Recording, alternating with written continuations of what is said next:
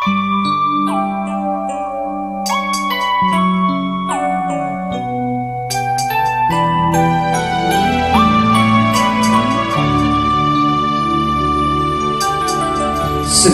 puji syukur, hormat, kemuliaan kembali kami persembahkan di hadapan hadirat-Mu ya Bapa Sorgawi, Bapa Yahweh Elohim, pencipta langit, bumi dan segala isinya.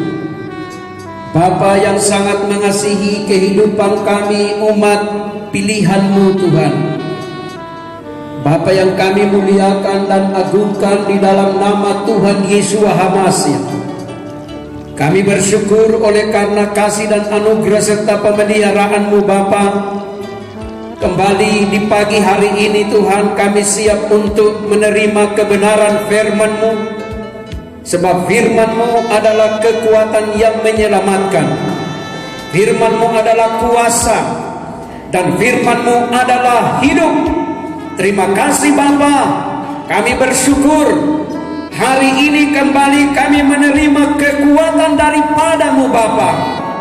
Berfirmanlah bagi kami semua, baik hamba-hamba-Mu, anak-anak-Mu Tuhan yang ada di ruang ibadah ini, maupun kekasih-kekasih-Mu jemaat Tuhan di mana saja mereka berada, yang saat ini sementara mendengarkan juga Tuhan acara-Mu yang kudus. Berfirmanlah bagi kami semua dalam nama Tuhan Yesus HaMashiach. Haleluya, haleluya, amin. Shalom, salam sejahtera di dalam kasih Tuhan kita Yesus HaMashiach. Kita sangat bersyukur kepada Bapa kita di surga yang selalu menganugerahkan waktu yang terbaik untuk saya dan saudara bisa lagi bersekutu di dalam kebenaran firman Tuhan. Sebab memang untuk hari-hari ini saya dan saudara harus lebih giat lagi di dalam mencari kebenarannya Tuhan, karena itulah kekuatan bagi kehidupan saya dan saudara. Firman Tuhan katakan ada waktunya dan ada saatnya kebenaran akan diangkat dari permukaan bumi ini. Firman Tuhan akan berlalu, akan kembali kepada yang mempunyai kebenaran firman, dan manusia akan mengembara dari barat ke timur, utara ke selatan untuk mencari kebenaran firman Tuhan. Tetapi sudah tidak ada lagi di bumi ini, karena memang akan diangkat kembali kepada yang empunya firman itu. Itu sudah dituliskan dalam firman Tuhan. Oleh sebab itu mari kekasih-kekasih Tuhan, selagi saya dan saudara masih diberikan oleh Tuhan kesempatan untuk membaca, untuk mendengar, untuk melakukan firman Tuhan, kerjakan kekasih-kekasih Tuhan. Firman Tuhan katakan waktu tinggal singkat lagi. Waktu tinggal sedikit untuk kehidupan saya dan saudara menjalani kehidupan di bumi ini. Waktu dipersingkat. Untuk itu kepada kehidupan saya dan saudara, mari kita tetap kuat di dalam kekuatan kuasa-Nya. Bacaan firman Tuhan terambil di dalam kitab Mazmur 91 ayat 14 sampai dengan ayat 16. Mazmur 91 ayat 14 sampai dengan ayat yang ke-16. Jemaat Tuhan diundang berdiri, kita akan membacakan ayat-ayat perenungan firman Tuhan untuk menjadi bagian kehidupan saya dan saudara. Mazmur 91 ayat yang ke-14. Kita bacakan 1, 2, 3. Sungguh hatinya melekat kepadaku, maka aku akan meluputkannya. Aku akan membentenginya, sebab ia mengenal namaku. Bila ia berseru kepadaku, aku akan menjawab. Aku akan menyertai dia dalam kesesakan. Aku akan meluputkannya dan memuliakannya. Dengan panjang umur akan kukenyangkan dia, dan akan kuperlihatkan kepadanya keselamatan daripadaku. Haleluya, amin. Puji Tuhan, persilakan duduk kembali. Jemaat yang dikasihi oleh Tuhan, kembali saya dan saudara akan belajar kepada kebenaran firman Tuhan yang berbicara tentang perlindungan daripada Tuhan, pertolongan daripada Bapa kita di surga, keselamatan dari Bapa kita di surga, jawaban-jawaban daripada Bapa kita di surga terhadap saya dan saudara umat kepunyaannya yang sangat dia kasihi. Tentunya bagi saya dan saudara sangat merindukan perlindungan yang sangat sempurna dari Bapa kita di surga, pertolongan yang tepat pada waktunya untuk terjadi dalam kehidupan saya dan saudara yang dikerjakan oleh Tuhan. Inilah yang menjadi kerinduan bagi kehidupan saya dan saudara. Tetapi mari kita kembali belajar kepada firman Tuhan. Apakah pertolongan daripada Tuhan, perlindungan daripada Tuhan, pembentengan daripada Tuhan, apakah langsung terjadi secara otomatis kepada setiap umat manusia? Disinilah bagi saya dan saudara harus kembali belajar kepada firman Tuhan. Memang ayat ini terlalu luar biasa, menjamin kehidupan umat manusia, diluputkan, dibentengi, diselamatkan. Tetapi sesungguhnya ada kerjasama antara manusia dengan Tuhan. Amin. Harus ada kerjasama antara manusia dengan Tuhan. Kalau dalam ayat ke-14 dikatakan, inilah persyaratan seorang manusia mendapatkan pertolongan daripada Tuhan.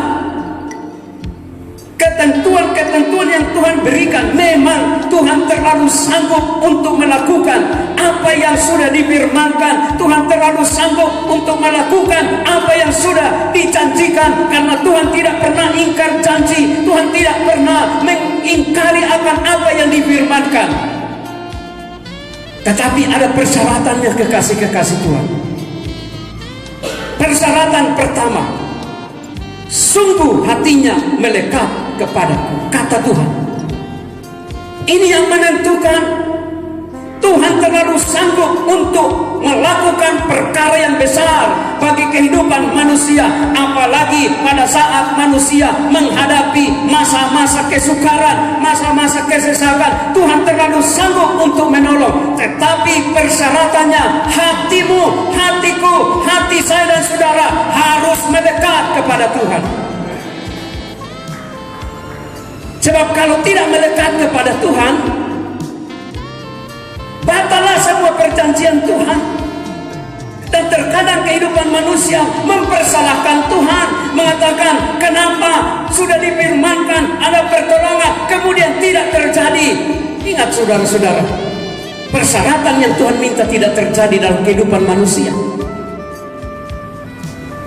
Ketentuan-ketentuan yang menjadi bagian yang harus dilakukan oleh manusia supaya manusia mendapatkan apa yang dijanjikan oleh Tuhan, ternyata Tuhan tidak dapati kepada manusia, termasuk hatinya melekat kepada Tuhan, maka tidak akan terjadi apa yang dijamin oleh Tuhan. Karena Tuhan terlalu luar biasa, Tuhan tahu persis apa. Dia menjawab kepada setiap umat manusia. Dan mari kekasih-kekasih Tuhan, melalui peristiwa demi peristiwa yang sementara melanda dunia ini, tentunya kehidupan saya dan saudara sangat membutuhkan keluputan, sangat membutuhkan keselamatan daripada Tuhan.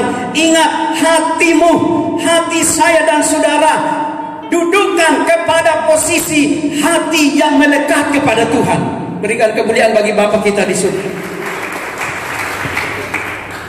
Terkadang manusia ini terjebak dengan hal meminta, dan meminta, berseru dan tidak ada jawaban, tidak terjadi sesuatu yang sudah dijanjikan oleh Tuhan. Kenapa? Posisi hatimu, posisi hati kehidupan manusia tidak melekat kepada Tuhan.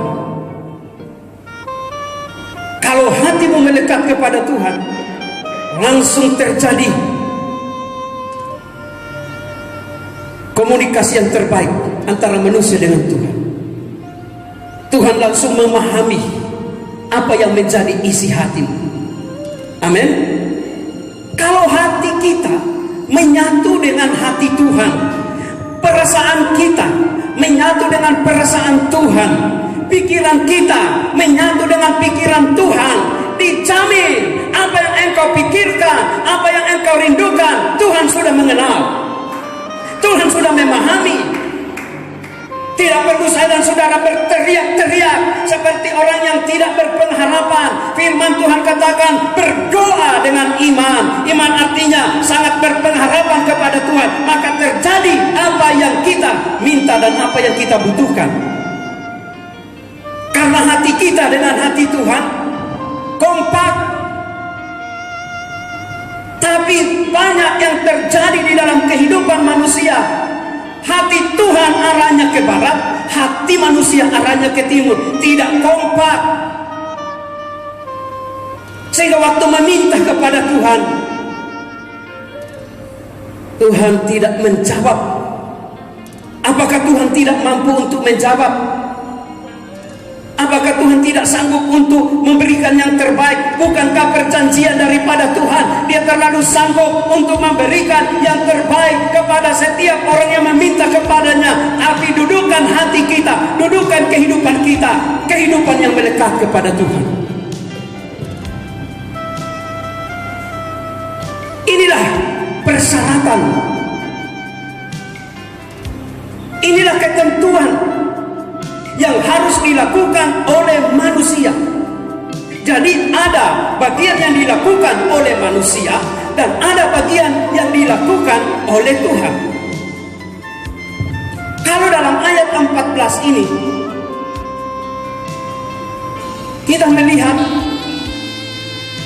manusia melakukan dua bagian, Tuhan melakukan dua bagian. Ayat 14, sungguh hatinya melekat kepadaku. Nah, inilah bagian daripada manusia lakukan. Kedua, ia mengenal namaku. Amin, saudara. Hatinya melekat, kemudian bagian yang kedua mengenal nama Tuhan. Maka Tuhan lakukan dua hal.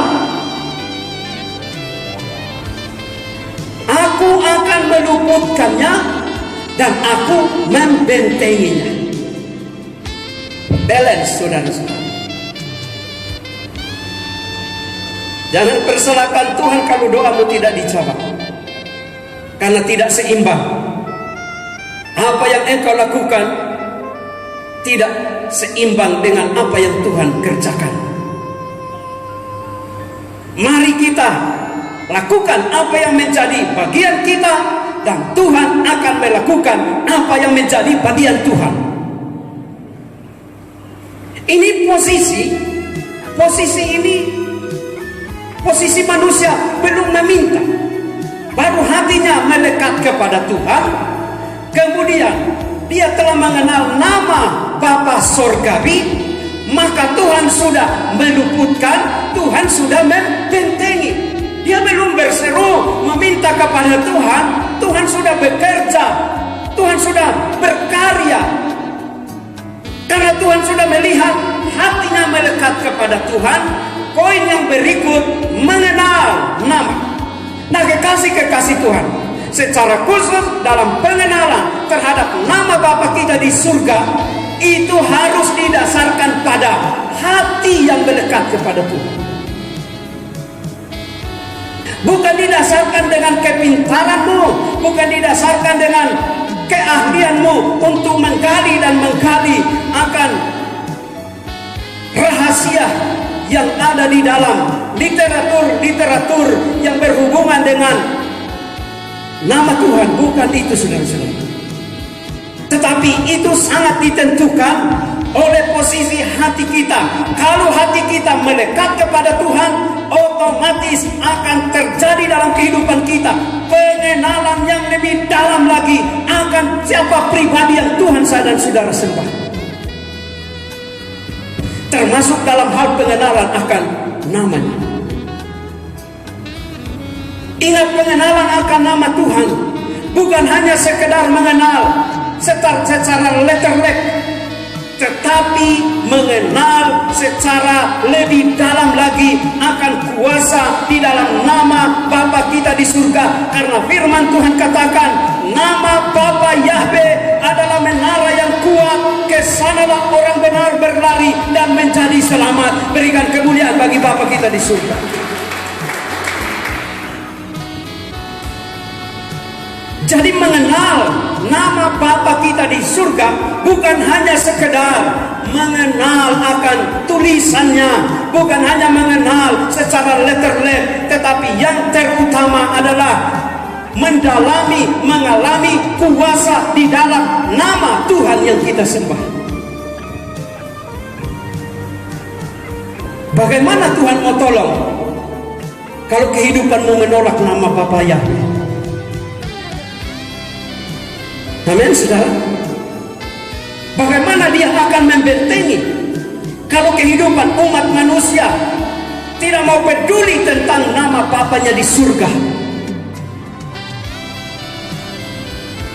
Siapa yang menjawab doa kita selama ini?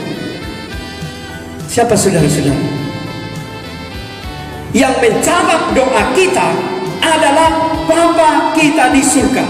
Injil Matius pasal yang ke-7 ayat yang ke-11. Dan ini Yeshua HaMashiach katakan bahwa Bapa kita di surga akan memberikan yang terbaik kepada setiap orang yang meminta kepadanya. Siapa Bapa kita di surga? Dialah Bapa Yahweh Elohim, Bapa yang memberikan jawaban terhadap doa kita, terhadap seruan saya dan saudara. Tetapi ingat, saudara-saudara,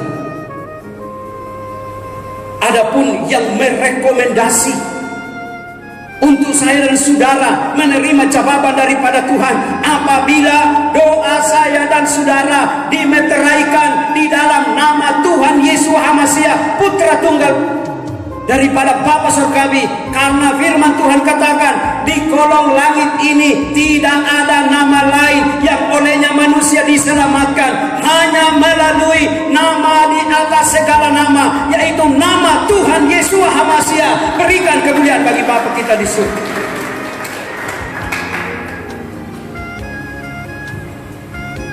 Ada orang tertentu setelah mengenal nama Bapa Yahweh meminimais Yeshua HaMashiach. Ingat, firman Tuhan katakan, Yeshua HaMashiach katakan, tidak ada seorang pun sampai kepada Bapa kalau tidak melalui aku. Jadi jalan untuk seseorang sampai kepada Bapa, jalan untuk seseorang doanya sampai kepada Bapa, maka harus dimeteraikan oleh nama di atas segala nama, yaitu nama Tuhan Yeshua HaMashiach. Kalau tidak dimeteraikan oleh nama itu, karena Bapa dan Yeshua HaMashiach itu adalah satu kesatuan yang sempurna. Bapa, Putra dan Roh Kudus, satu kesatuan yang sempurna. Jadi kalau Bapa Surgawi katakan setiap doa, setiap permohonan umat manusia harus di dalam nama Yeshua, maka setiap doa itulah yang akan didengar oleh Bapa kita di surga.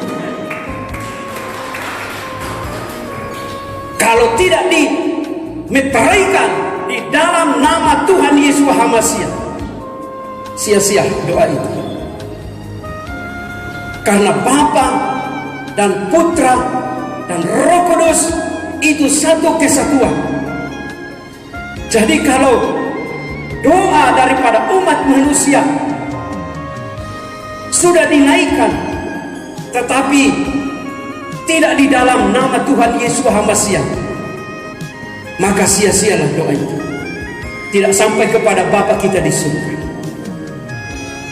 Dan setiap orang yang berdoa, kata firman Tuhan, harus berdoa di dalam Roh Kudus, karena Roh Kudus itu adalah signal.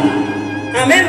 Roh Roh Kudus itu adalah signal daripada kehidupan saya dan saudara untuk sampai kepada kerajaan surga, di mana Bapa Surgawi akan bekerja untuk memberikan jawaban. Sebab itu mari kita kerjasama di dalam kuat kuasa Roh Kudus. Jangan remehkan peranan atau kekuatan atau pertolongan daripada Roh Kudus di dalam setiap kehidupan saya dan saudara.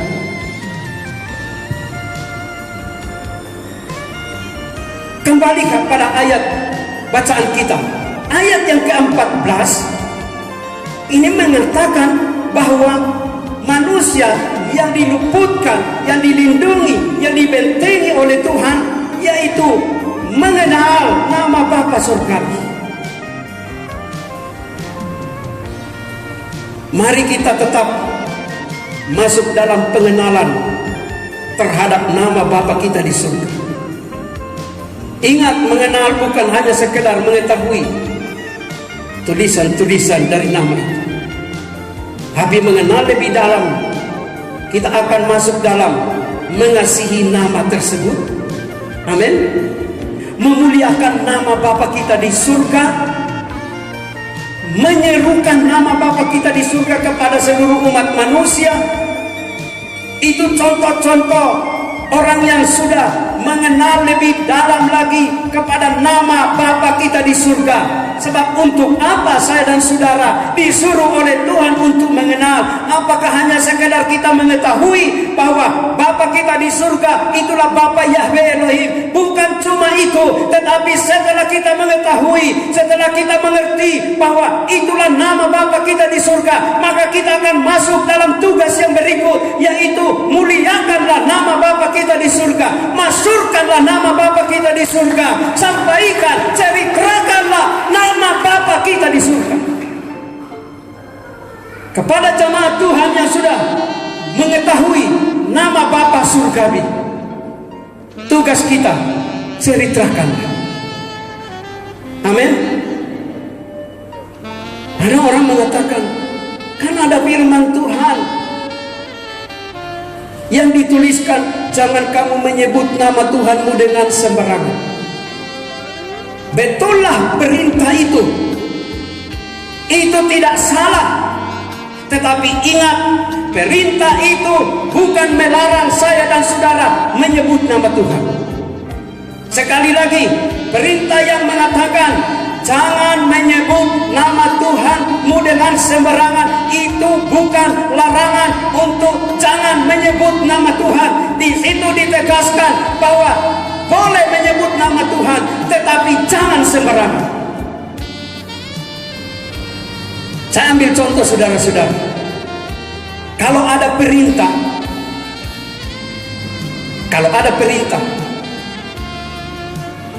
dari misalnya kelurahan, perintahnya begini, jangan membuang sampah sembarangan. Jangan membuang sampah sembarangan. Apakah perintah ini melarang untuk kita membuang sampah? Apakah perintah ini melarang saya dan saudara supaya jangan membuang sampah? Tidak. Perintah ini mengandung makna, mengandung arti jangan buang sampah sembarangan tempat. Artinya boleh membuang sampah, tetapi pada tempatnya. Demikian juga kalau ada firman Tuhan katakan jangan menyebut nama Tuhanmu dengan sembarangan, itu bukan berarti saya dan saudara dilarang untuk menyebut nama Tuhan. Mengandung makna perintah ini, silakan menyebut nama Tuhan, tetapi jangan sembarangan, apalagi mengganti dengan nama berhala. Karena di sisi yang lain, dalam ayat yang lain dikatakan serukanlah namanya, ceritakanlah nama Bapa kita di surga. Bagaimana saya dan saudara bisa mengerti kalau kita tidak pernah mendengar cerita tentang nama Bapa kita di surga? Jadi orang yang setelah mengenal nama Bapa Surgawi secara pemahaman letterletnya, maka akan melaksanakan perintah Tuhan selanjutnya, menceritakan tentang nama Tuhan, memuliakan tentang nama Tuhan, mengagungkan nama Tuhan, mengandalkan nama Tuhan. Karena ayat mengatakan orang benar akan berlari dan berlari menuju kepada nama Bapa Yahweh, dan di sanalah mereka diselamatkan. Artinya nama Bapa kita di surga, nama yang menyelamatkan, nama yang membentengi kehidupan saya dan saudara. Raja Daud waktu menghadapi Goliat katakan, anjingkah aku diperhadapkan kepada orang yang model begini yang masih kemerah-merahan? Jadi Goliat sangat meremehkan penampilan daripada Daud. Tetapi waktu Daud tampil, Daud katakan, hei Goliat, engkau menghina aku, tetapi aku datang kepadamu. Aku datang di dalam nama Yahweh Elohim, Tuhannya bangsa Israel, yang engkau hina-hina itu. Kemudian Daud lakukan perlawanan, dan Goliat roboh, Goliat kalah, bukan karena kekuatan Daud, tetapi karena Daud pakai nama Bapa Surgawi. Daud pakai nama Tuhan yang disembah oleh bangsa Israel, itulah Bapa Yahweh Elohim. Maka Daud keluar sebagai pemenang. Kalau dari segi penampilan fisik tidak berimbang, tetapi kalau dari segi kuasa, Daud unggul. Karena dia katakan, aku datang bukan atas kekuatan lebih, aku datang bukan atas kekuatan manusia, tapi aku datang atas kekuatan di dalam nama Bapa Yahweh, Tuhan orang Israel. Itulah orang yang mengenal nama daripada Tuhan. Jadi dalam ayat ini jelas sekali, ada bagian manusia lakukan, ada bagian Tuhan kerjakan. Tapi dalam ayat 14 ini masih 50-50. Dua Tuhan kerjakan, dua manusia lakukan. Tapi dalam ayat yang ke-15, coba kita lihat. Dalam ayat yang ke-15, berapa Tuhan lakukan dan berapa manusia lakukan? Mari kita baca bersama-sama ayat 15. Bila ia berseru kepadaku, aku akan menjawab. Aku akan menyertai dia dalam kesesakan. Aku akan meluputkannya dan memuliakannya. Berikan kemuliaan bagi Bapa kita di surga. Berapa manusia lakukan? Berapa manusia kerjakan di hadapan Tuhan? 1. Dan Tuhan kerjakan berapa poin? 4. Menjawab, menyertai, meluputkan, dan memuliakan. Kalau ayat 14 masih 50-50, 2 berbanding 2. Tapi ayat 15, 1 berbanding 4. Kenapa? Cuma 1 manusia kerjakan, 4 dikerjakan oleh Tuhan. Karena Tuhan sudah melihat hatinya melekat kepada Tuhan. Tuhan sudah melihat dia telah memuliakan nama Bapa Surgawi. Maka seruannya langsung dijawab dengan 4 bagian daripada Tuhan. Kita berikan kemuliaan bagi Bapa kita di surga. Terkadang doa kita 100 permintaan, 1 pun dan dapat. Apalagi kalau pendoa-pendoa yang sangat mahir dalam berdoa panjang-panjang, sudah banyak diucapkan, 1 pun yang tidak dapat. Tapi dalam ayat ini, Daud pemazmur katakan, apabila manusia berseru kepada Tuhan, langsung Tuhan jawab dengan perkara yang luar biasa. Inilah rahasianya hidup di dalam pertolongan Tuhan.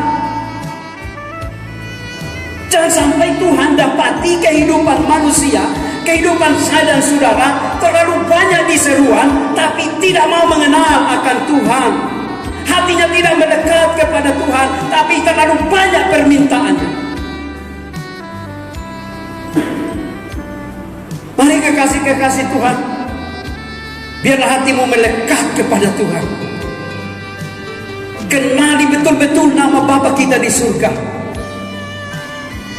Doamu pasti dijawab dengan hal-hal yang dahsyat daripada Tuhan. Tuhan kita ajaib. Tuhan yang saya dan saudara sembah Tuhan terlalu sanggup untuk melakukan apa yang kita perlukan, apa yang kita butuhkan, apa yang kita minta. Tuhan terlalu sanggup. Dan Tuhan kita, Tuhan tidak pelit. Walaupun seluruh dunia ini meminta, Tuhan tahu persis mau jawab tepat pada waktunya. Kalau Tuhan saya dan saudara ngabur dalam hal menjawab, yang satu minta jodoh, kalau disalah kasih, tahu jodoh itu dikasih kepada orang yang sudah punya jodoh, kacau bumi ini, saudara-saudara. Tapi Tuhan itu tepat sekali. Padahal permintaan daripada umat manusia ini tidak sedikit dinaikkan. Apalagi masa-masa sekarang ini, saya terlalu yakin luar biasa ini manusia meminta. Tapi saya mau katakan, posisikan hatimu melekat kepada Tuhan. Kalau hati melekat kepada Tuhan, engkau akan mengatakan, terima kasih Tuhan. Apa yang saya perlukan Tuhan sudah adakan. Dari tidak ada menjadi ada, dari sedikit menjadi berlimpah, dari kurang menjadi berkelebihan. Karena memang itulah yang dijanjikan oleh Bapa kita di surga. Mari kita melihat akan bagian yang terakhir dalam bacaan kita. Dalam ayat yang ke-16, kita baca lagi.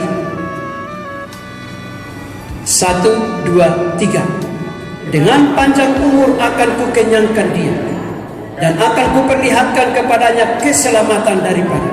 Berapa hal yang Tuhan lakukan? Berapa?